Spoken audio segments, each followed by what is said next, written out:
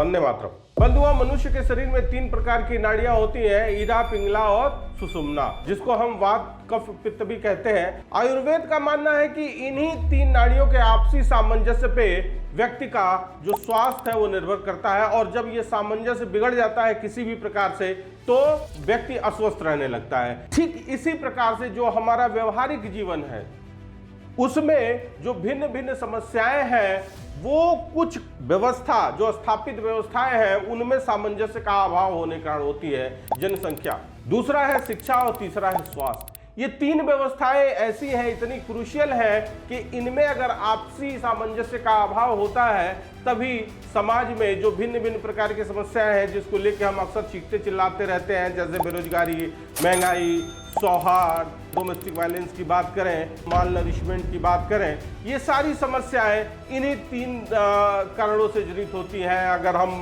जो मूलभूत आवश्यकताएं हैं उसकी जब पूर्ति नहीं हो पाती है, इन सबके तह में क्या है?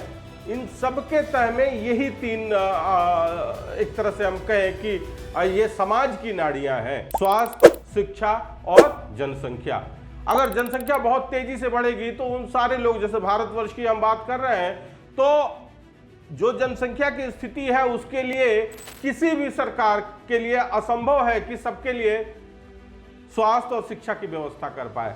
दूसरी तरफ अगर शिक्षा का स्तर बहुत नीचे रहेगा तो वो जनसंख्या पर प्रतिकूल प्रभाव डालेगा, जनसंख्या तेजी से वृद्धि होगी, क्योंकि लोग जनसंख्या बढ़ाने को ही महत्व या अधिमान प्रदान करेंगे।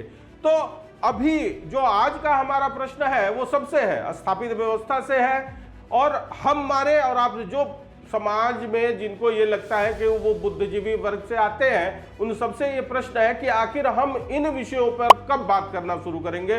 वास्तव में अभी ये जो विषय है वो हमारे लिए इतने कम महत्वपूर्ण है कि हम इन पे सोचना छोड़ दीजिए, मतलब चर्चा, वार्ता, मजाक भी नहीं करते।